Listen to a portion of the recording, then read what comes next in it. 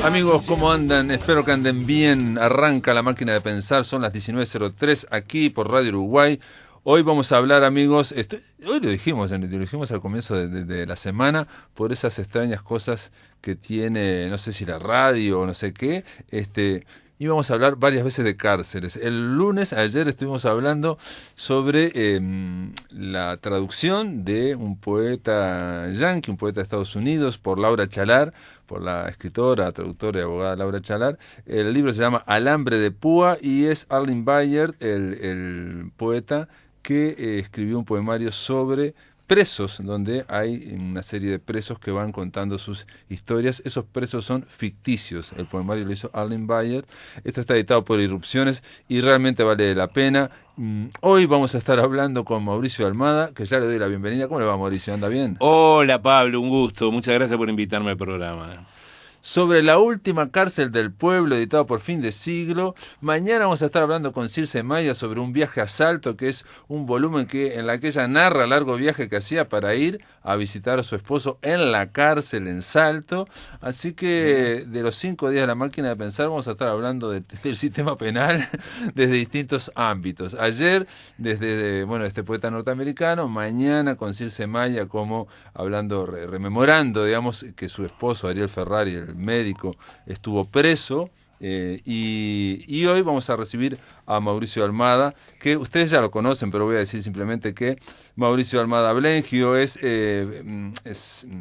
periodista, licenciado en Ciencias de la Comunicación, estuvo en muchos diarios, ¿no? La República, El Observador, Lea, Semanario Sin Censura, en la revista Guambia, y actualmente estás en Radio Oriental, ¿no? Exacto. Pasaste por Emisora del Palacio, Radio Mundo, Nuevo Tiempo, Septiembre, Carver, Espectador, y ahora estás con Para Empezar el Día junto a Alfonso Leza. Exactamente. De 7 a 10 ya pasó el chivo. Muy bien, páselo. Y la última vez que pasaste por aquí era para hablar de aquel libro que me interesó mucho, y le dedicamos una semana a ese tema, que fue el de la calumnia, el de la infamia, ¿no? El de estos chicos de 33. De 33, ¿no? Sí. Aquella crónica de una infamia. Crónica de una infamia, ya me había olvidado, ¿no? Pero exacto. Es muy bueno ese libro, y sobre todo para lo que ha sido estudiada la dictadura, es increíble que Mauricio Almada, un periodista, haya investigado algo del que nadie había hablado hasta el 2011, 2012. Sí, o por lo menos que se había mantenido bastante en silencio, ¿no? Algunas cosas. Sí, había un artículo aislada, en el año 94, pero nadie le había dado bolilla. Exacto, porque entre otras cosas, en ese caso había una cuestión política, y era que se consideraba en el Partido Comunista en aquel momento que no era muy conveniente salir a contar aquella historia. Entonces un poco la mantuvieron callada, ¿no? Sí, eso parece lógico desde un punto de vista partidario, de una estrategia política, pero yo le pregunté aquí en este mismo estudio a Gerardo Caetano, ¿cómo puede ser que se hicieran tantos análisis de la huelga general, obviamente de todos los líderes tupamaros presos, de todos los testimonios, e incluso del año 83, y de ese tema nada? Y incluso se lo junté con otro de otros niños, ¿no? Los niños, el viaje de los niños exiliados, que también pasaron 30 años hasta el 2014 antes de que hubiera un trabajo periodístico, estamos hablando, ¿no? De investigación. Sí. Y la respuesta de Gerardo fue muy sencilla. Dijo, la academia refleja la sociedad, refleja los intereses de la sociedad. Esa fue la respuesta que pudo dar, ¿no? Y por múltiples razones, la sociedad, digamos, en el caso del tema de 33, de estos de gente, estas jóvenes de la UJC, que salió en la novela de Spinoza, de Gustavo Spinoza, ¿no? Exacto. Pero tipo 2012 también estamos hablando. Y Arañas de Marte. Arañas de Marte. Y tu libro es del 2015 aproximadamente. Bueno, en fin. Bueno, hoy vamos a hablar de un tema que ese sí ha sido más tratado y que realmente ha recibido, por lo menos menciona, no sé si una investigación específica. La última cárcel del pueblo. La primera pregunta es, ¿por qué te interesó esto? Porque hay que decir que digamos, la lucha de los tupamaros y la prisión, ¿no? Ha sido muy analizada, ¿no? Sí, exactamente. En este caso, yo lo que analizo es a los tupamaros como carceleros. En este caso, ellos mantenían en este local que fue el que ofició como última cárcel del pueblo del MLN, como rehenes a dos personalidades de aquella época, que eran el doctor Ulises Pereira Reverbel, que era presidente interventor de UTE, y el doctor Carlos Frick Davis, que había sido ministro de Ganadería, y los mantuvieron allí en una casa que todavía se mantiene en las mismas condiciones que hace casi medio siglo atrás. Es rarísimo, es Juan Polié, 1192, y el libro comienza de una forma con mucho gancho y realmente llama la atención, porque es el propio Mauricio Almada que va a visitar la casa, que es increíble porque esa casa quedó confiscada en propiedad del Ministerio de Defensa. Exactamente, exactamente. Tuvo, debo decirlo, una vez ya en democracia, una sentencia firme del Tribunal de Apelaciones que le dio la propiedad, confirmó la propiedad al Ministerio de Defensa, por haber considerado al inmueble como un instrumento de ejecución del delito.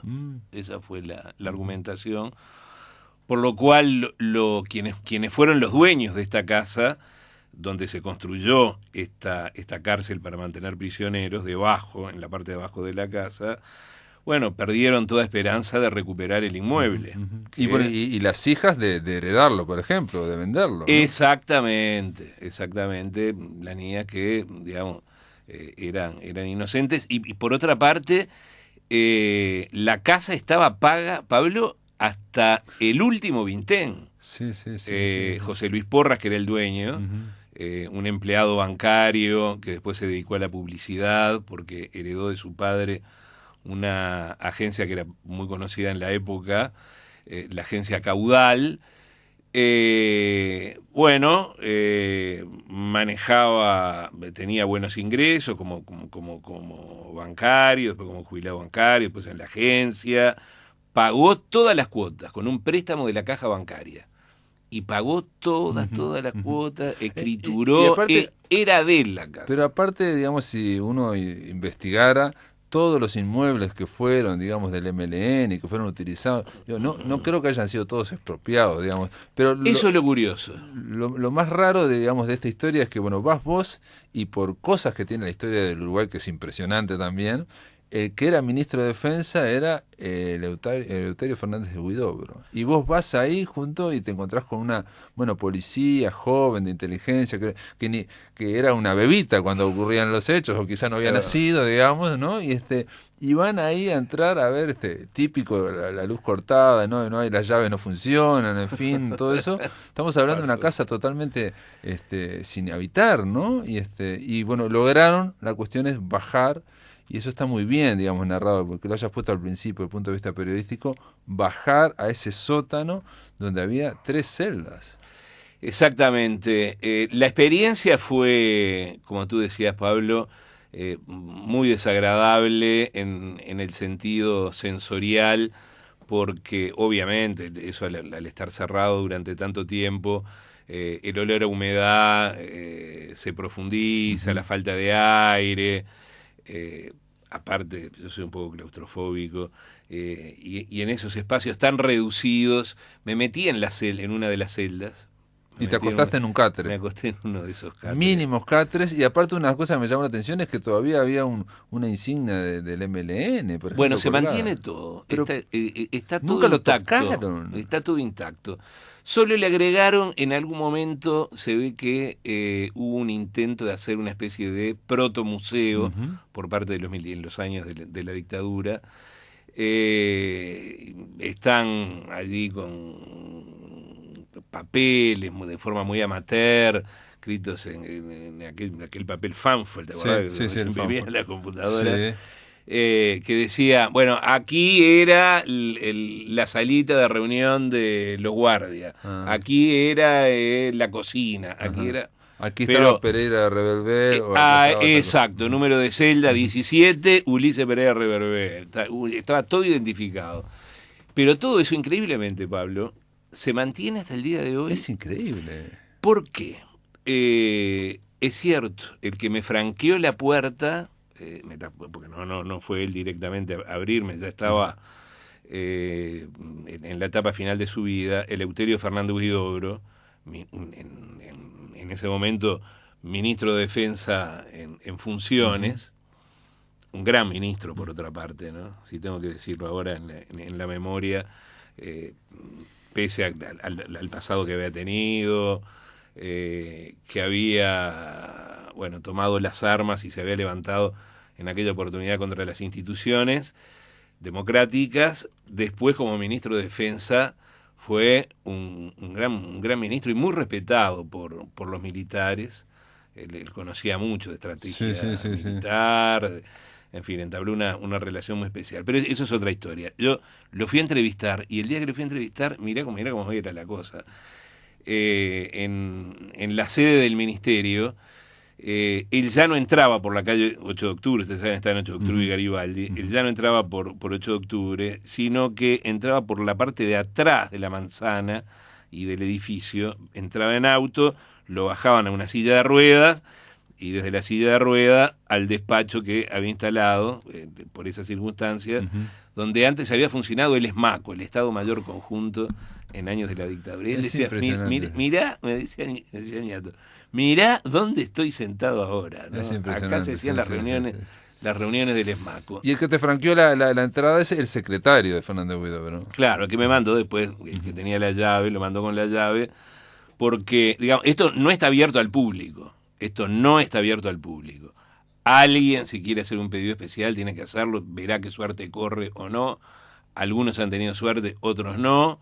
Pero digamos, esto no se abre nunca, no forma parte ni del Día del Patrimonio, ni prosperó, Pablo, el intento del sistema, dentro del Sistema Nacional de Museos, de incluir esto en el Museo de la Memoria. Claro, el Museo de la Memoria. Y hubo un proyecto muy interesante que hicieron, que incluía esta parte del llamado pasado reciente, claro, que a veces es un poco olvidado o no consignado, y para ponerlo dentro del contexto que se vivía en aquel momento. No es lo mismo decir había una cárcel del pueblo que verla, que estar en ella, que ver, digamos, las dimensiones, por ejemplo.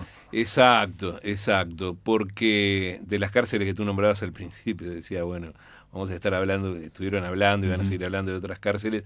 La particularidad que tenía esta era que la había creado un movimiento guerrillero. Claro.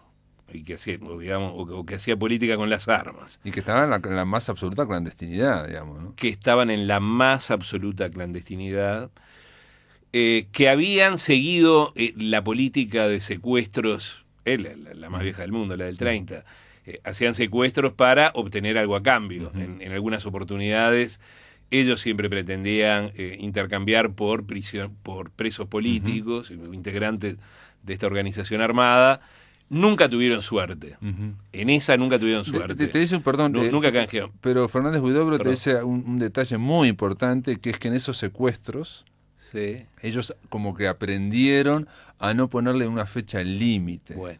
Y que cuando lo pusieron, la única vez que lo pusieron la fecha límite, porque ahí se empezás con la pulseada, ¿no? Si el lunes 5, ¿no? Vamos a hacer tal cosa, en fin. Y que la única vez que lo hicieron fue con el caso de Dan Mitrione. Exacto, lo que él consideró un error, y efectivamente a partir de ahí no pusieron más plazos, negociaban, con varios sacaron botines muy importantes, obtuvieron mucho dinero, como por ejemplo con el secuestro de Gaetano Peregrini Giampietro, que había sido el accionista mayoritario de Ceusa, que editaba La Mañana y el Diario, un personaje muy, muy particular porque él era italiano, había venido de Italia, fascista de pura cepa, un colaborador cercano de Mussolini, pero que vino acá, se instaló acá,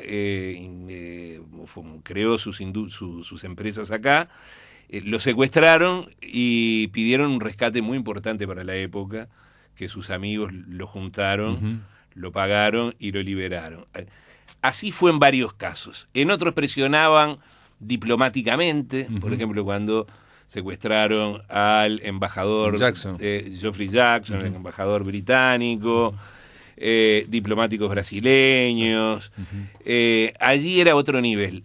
Aquí ya, con el secuestro de Pereira Reverbel, que quiero decirlo, fue la segunda vez que lo secuestraron. Sí, la segunda vez. Porque toda la saga de secuestros del MLN empieza con Pereira Reverbel y termina con Pereira Reverbel. Un detalle, y yo que quería decir eso, el tema de que no tenían plazo, es que todos esos secuestros lo que implicaban es que iban a estar mucho tiempo también, no se sabía cuánto tiempo iban a estar, ¿me explico? Claro. Era una cuestión ahí, digamos, una especie de publicidad sin término, ¿no? Claro. Eso se da, Pablo, porque estamos hablando de una cárcel que no estaba institucionalizada, digamos, no era una cárcel del Estado. Los presos en esa cárcel, en general, no eran sometidos a un proceso. En algunos casos se hicieron algunas farsas de procesos, pero digamos, sin ninguna posibilidad de defensa de los acusados. Pero ya en este caso de Pereira Reverbel y Frick Davis, en los que caen en la última cárcel del pueblo, ya no hicieron proceso, no hicieron nada. Los tenían como moneda de canje, y sobre todo porque agarra una etapa muy particular del MLN en los últimos momentos, que es la debacle militar, ya después que en 1971 se había producido la fuga masiva de la cárcel de Punta Carretas, y cuando las Fuerzas Armadas, bueno, después junto con la policía, las fuerzas conjuntas toman las riendas de la represión y del combate al MLN, la lucha se acaba en poco tiempo. En abril de 72 y en mayo de 72 ya se produce los dos mojones muy importantes. Pero esto se mantenía infranqueable, nadie sabía dónde estaba la cárcel del pueblo. Sí. Bueno, después de la pausa vamos a hablar por qué nadie sabía, e incluso grandes, hay un coronel, en fin, ahí militares que vivían a la vuelta, nadie sabía que ahí en Juan Poli 1192 estaba la cárcel del pueblo. Después de la pausa, amigos, continuamos aquí con Mauricio Almada hablando de este libro editado por Fin de Siglo.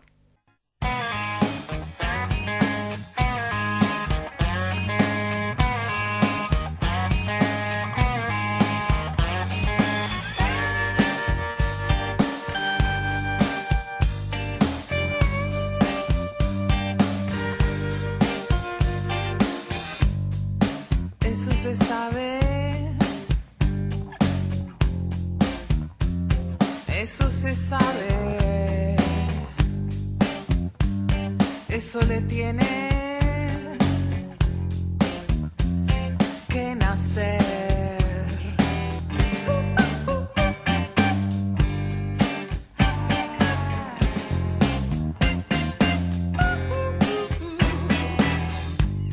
Eso se sabe, solo se aprende lo que se siembra, vuelve a nacer.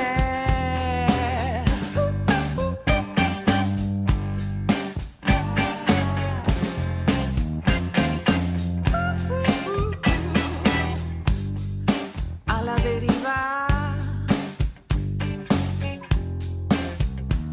sangra la herida, cuando a la cima vuelvo a caer.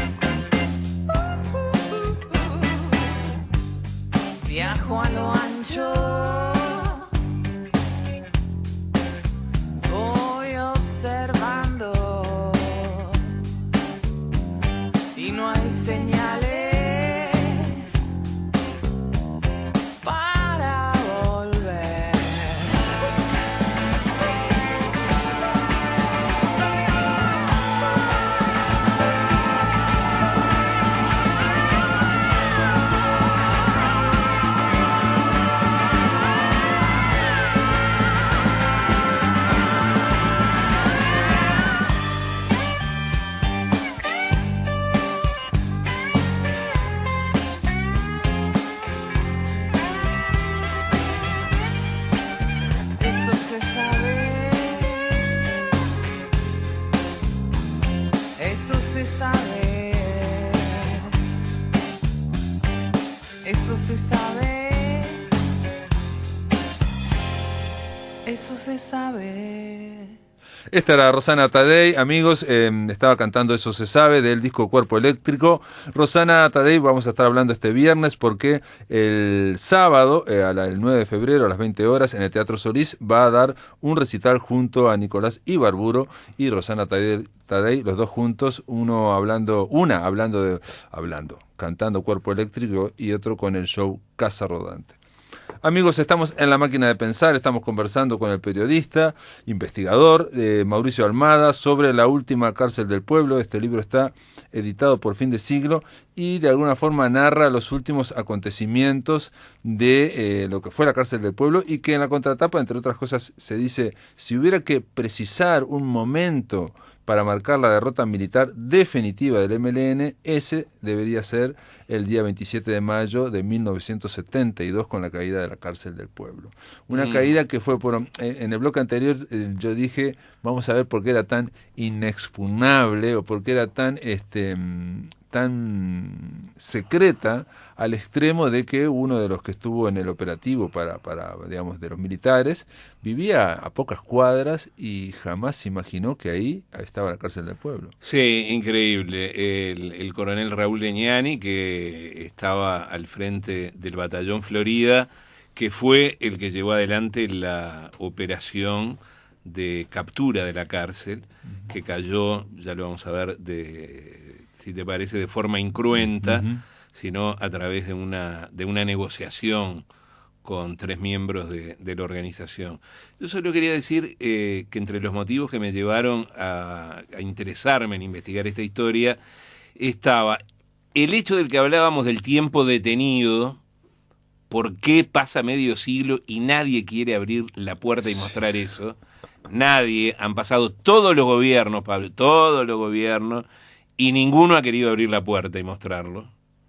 Es sorprendente. Incluso sí. fracasó en la administración pasada, cuando fue presidente Mujica. Estuvo la intención de pasarlo en comodato a la Intendencia, no para incorporarlo al Museo de la Memoria, no prosperó. Y el otro tema que me interesó fue el de esa doble realidad o existencia de la parte de arriba de la casa y la parte de abajo de la casa. Porque, digamos, uno de los motivos, tú decías, ¿por qué fue tan inexpugnable este local? Y la primera respuesta es porque tenía una gran cobertura, lo que se llamaba en aquella época una gran cobertura para no ser descubierta. ¿Por qué?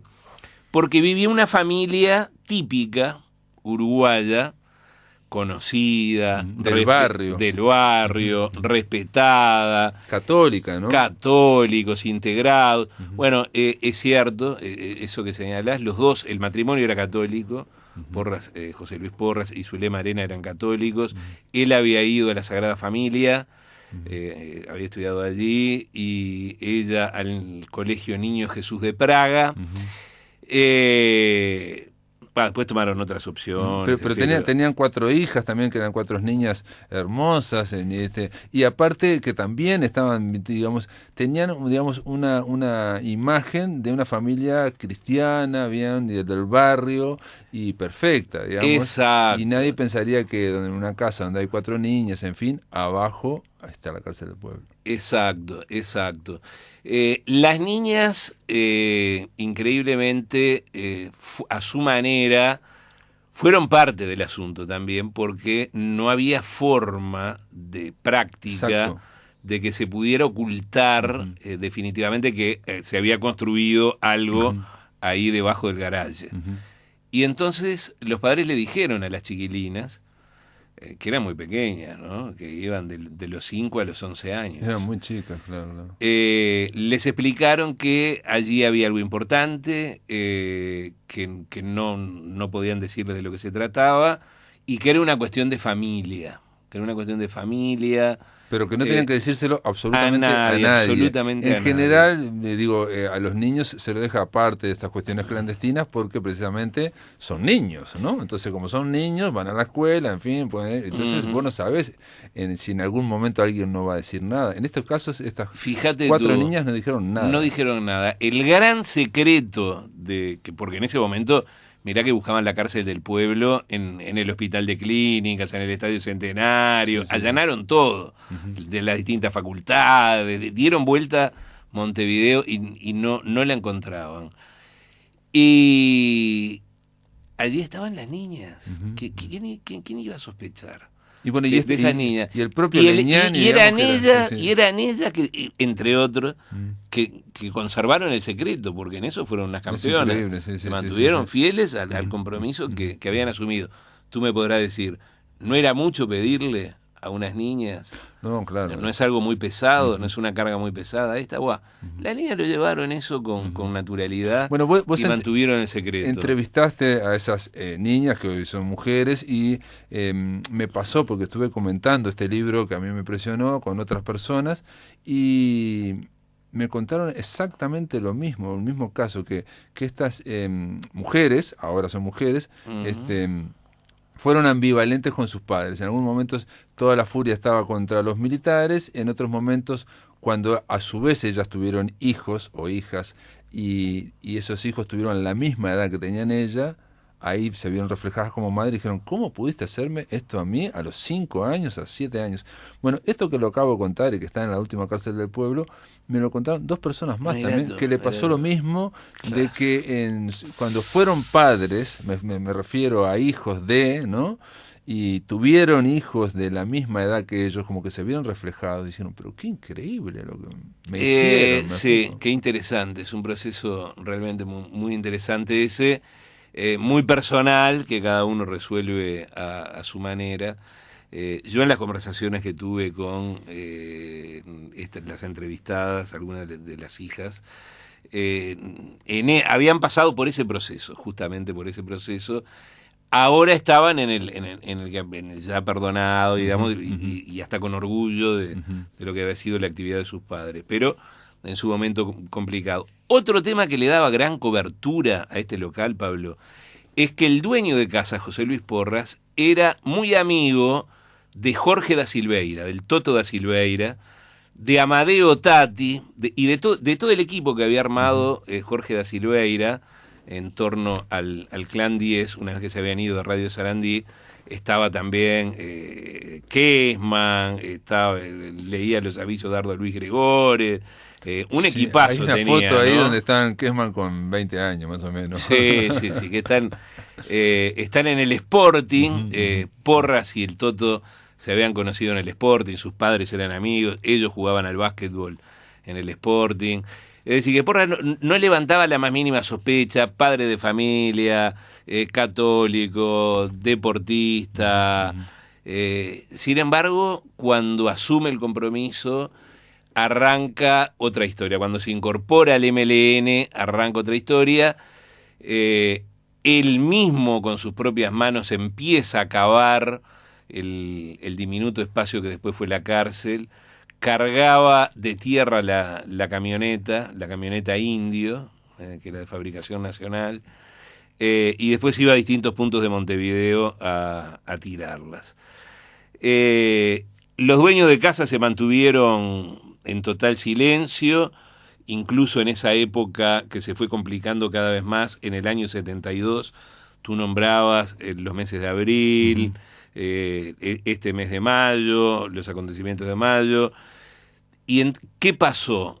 Quienes tenían contacto de la dirección con la cárcel habían caído todos detenidos, estaban todos presos. Y entonces no tenían noticias. Imagínate también la desesperación tanto de los que estaban arriba como de los que estaban abajo, de no saber lo que iba a pasar con ellos, claro. Porque imagínate los que estaban presos ahí, Pereira Revolver y Frick David, no sabían si se estaba negociando por ellos, si los iban a soltar, si las fuerzas conjuntas iban a llegar. Y ahí venía el otro problema, porque ellos sabían, los propios guardias, se los habían dicho, que si llegaban las fuerzas conjuntas, los iban a ejecutar. Lo primero que iban a hacer era ejecutarlos a ellos y después enfrentar, seguramente hasta la muerte, a las fuerzas del orden que llegaran allí a buscar este local.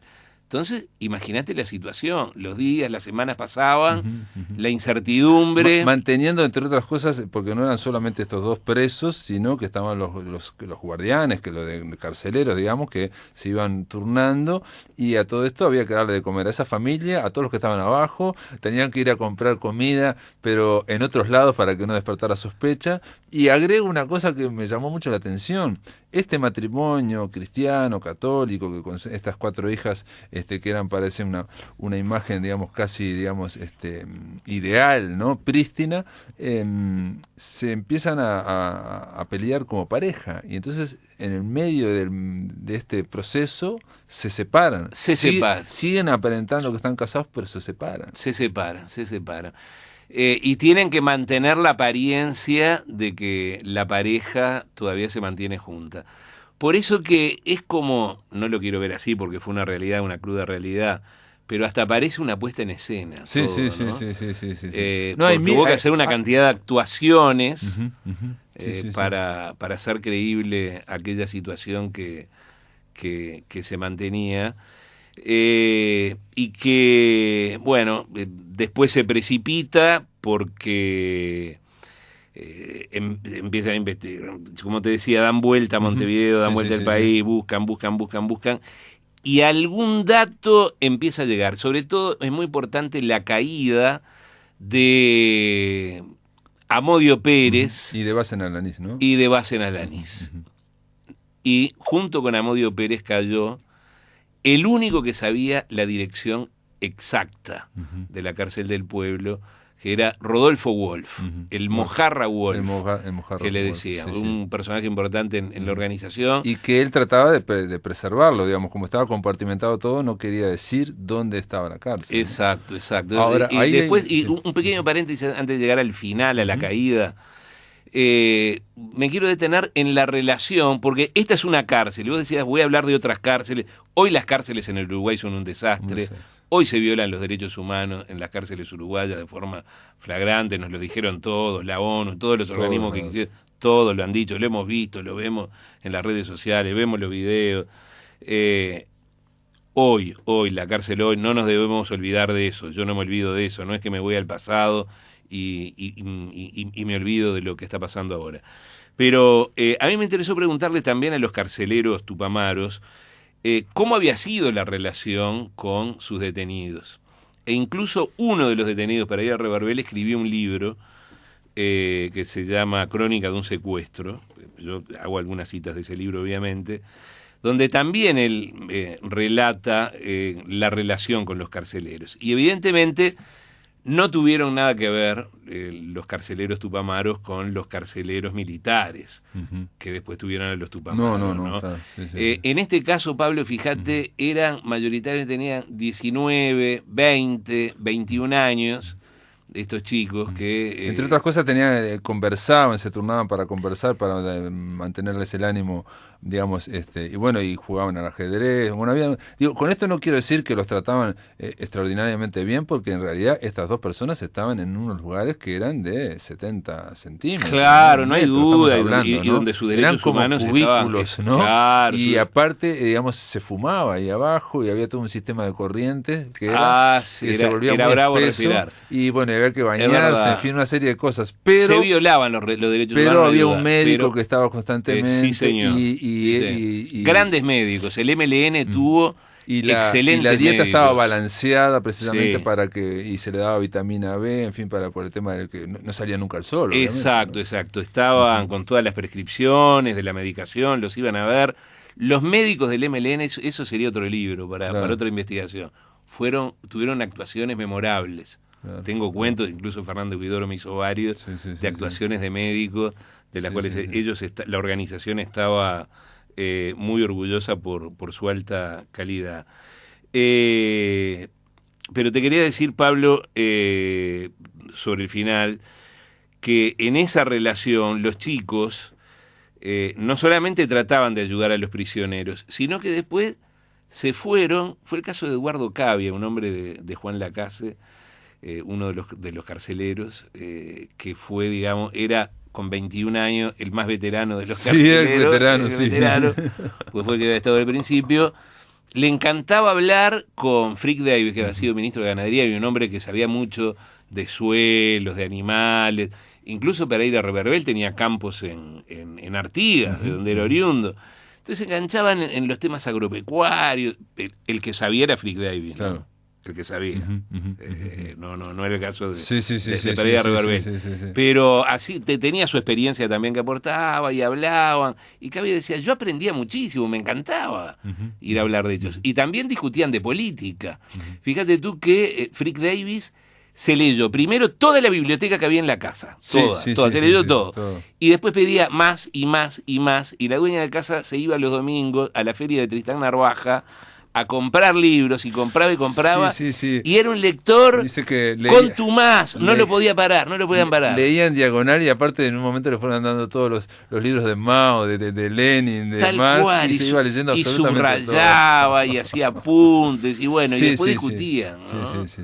Bueno, vamos a hacer una pausa, y después en el último bloque vamos a ver cómo fue que cayó, afortunadamente sin una víctima. Fue una caída, un operativo, digamos, que no hubo victimarios, y que arroja también por lo menos a mí, digo, yo no soy un experto en esto, distintas luces y sombras en torno a la figura, bueno, de Amodio Pérez y de Basen Alaniz. Después de la pausa, amigos, continuamos aquí con Mauricio Almada. Continuamos, amigos, en La Máquina de Pensar. Estamos conversando con Mauricio Almada sobre La Última Cárcel del Pueblo, editado por Fin de Siglo. Y nada, que en el bloque anterior quedó pendiente la pregunta, ¿cómo es que, bueno, cae, digamos, sin ninguna víctima mortal, no hay heridos, en fin? Y vos acá, fue un proceso que no fue fácil, digamos. No es como en las películas, alguien canta, punto, lo hacemos, tal, sino que hubo, aparte, otra cosa que me llamó la atención es que, por lo que dicen aquí, ¿no?, el propio ejército tampoco contaba con gran tecnología ni gran arsenal, se enteraban de las cosas por Radio Monte Carlo. Bueno, es algo como muy eso es cierto, latinoamericano. Sí, muy uruguayo. Tanto los militares como los tupamaros se enteraban sí. a través de Radio Monte Carlo. Todos los entrevistados citan Radio Monte Carlo. Abajo en el escondite, en el Zulo, se escuchaban Radio Monte Carlo, porque muchas veces incluso informaban antes de los operativos. Dice, en estos momentos está saliendo un destacamento del cuartel para tal dirección. Entonces ahí los tupamaros que estaban escuchando se iban. Bueno, esa es una historia increíble. Pero te lo dijeron los propios militares también, que fue a partir, digamos, del 72, 73. Bueno, ahí ya fue teniendo otro equipamiento, ¿no? En aquel momento la represión empezó con poco equipo y mucha tortura, ¿no? Fue el principal, muy principal instrumento, Pablo, ¿no? Sí, terrible. Y muy eficaz, además, terrible, en esa lucha. Pero no fue el caso en ¿no? Porque tú bien decías, nadie cantó porque no fue así. Uno dice cantó cuando canta en la tortura. Claro. Dice, bueno, están picaneando, le están sometiendo a premio físico y larga un dato. No, acá no fue así, y lo relato brevemente. Un dirigente importante del MLN, que era Adolfo Basen Alaniz, cae detenido, comienzan los interrogatorios por parte de los oficiales del S2, en este caso del batallón 13, y le dicen a Basen, mira, cayó todo. Hay solo dos cosas que faltan todavía: la cárcel del pueblo y Raúl Sendic. Y sobre la cárcel del pueblo tú tenés que saber algo. Tenés que saber algo. Contanos. Porque lo que queremos es tenerla en nuestro poder. No queremos entrar a fuego y bala. Pero había una gran furia también por lo que había ocurrido en mayo de los 4 soldados, aquello también. Wow. Entonces ahí se explica que por primera vez, digamos, hay un militar que dice que todos estaban como muy, digamos, como perros, digo, por llamarlo de alguna Sí, forma. con, perdón, con el cuchillo entre los dientes. Exacto. Querían digamos, combatir, o sea que querían los salir a propios combatir. soldados había que bajarlos de los camiones porque todos querían ir a todos lados. Exacto. Nadie quería tomarse licencia, digamos, para lo que es Uruguay, que no te quieras tomar licencia, ¿no? Un empleado público. Digamos, entonces lo que ve Basen Alanis es que hay una gran furia también. Sí, agarra un momento feroz de la represión y además le dicen, digamos, entran en un diálogo en el que razonan ambos sobre la conveniencia o no de si no dar la información o que de alguna manera, porque en algún momento iban a llegar a sangre y fuego, claro, y aquello iba a ser una masacre. Pero Basen le dice... perdón, una masacre en un contexto en el que ya había caído todo. Exacto, ese es el análisis. Exacto, también, ¿no? ¿no? Ya no había más nada. Entonces, ¿por qué? ¿Cuánto tiempo más mantenerlo? Ya se caía casi que de Maduro, pero lo cierto es que la orden todavía no había llegado. Basen Alanis reflexiona y dice, bueno, sí, es lógico el planteo, pero yo no sé dónde está la cárcel del pueblo, no sé. Realmente no tengo el dato, está muy compartimentado esto. Capaz que Amodio Pérez sabe algo. Amodio Pérez había caído unos días después que Basen Alanis, estaba detenido en el batallón de infantería. Tampoco sabía él. Número 1. Y le preguntan a Amodio, y Amodio dice, yo no sé, pero sé quién sabe. Es el flaquito aquel, está allá. Y era el mojarra, Rodolfo Wolf. Allí se produce una reunión a pedido de Basen, lo sacan de donde estaba detenido, va a este cuartel, el batallón de infantería, allí se produce la reunión y lo convencen entre Basen y Amodio. Los tres hablan, sí. Wolf, Basen Alanis y Amodio. Exacto, y le dicen, bueno, mira, lo lógico es entregar, no queremos el baño de sangre, vos tenés el dato, danos la dirección, y él termina dando la dirección. Después se quiso matar. Wolf, detenido en el cuartel, se cortó las venas por un gran sentimiento de culpa que no debería haber sentido porque en realidad lo que hizo fue en ese momento, en esta acción por lo menos lo que debía hacer, que era dar la información para que se produjera esa caída incruenta. Y una vez con la dirección en la mano, el Batallón Florida pone en marcha esta acción. Van con 60 efectivos, van 10 oficiales, un despliegue impresionante. Pero lo importante es que el que va a golpear la puerta, digamos, es Basen Alanis y Amodio Pérez. Claro, y ahí se produce el desconcierto, porque todo lo que estaba previsto era que si llegaban la fuerza conjunta, ejecutaban a los prisioneros. Pero no habían reflexionado nunca, ni discutido, qué hacer si llegaba algún miembro de la organización y le decía, che, hay que entregar. Sí, digamos, de la, no estaba hablado. De la alta dirección, ¿no? Porque Basen Alanis era de la alta dirección. Sin duda, y Amodio Pérez también, todavía no se conocía su defección. Sí.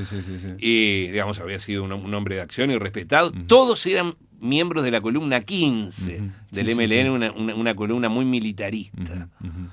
Y bueno, y finalmente así cae, conversado. Abajo no les gustó nada tampoco. No. Dijeron, y discutían entre ellos, ¿pero qué le vamos a abrir? ¿Por qué les vamos a abrir? Ellos están presos. Claro, eran jóvenes, 19 años, están presos y ya no son dirigentes. Ya digamos, no son dirigentes, ¿por qué les vamos a hacer caso? Tenemos que matar a los prisioneros.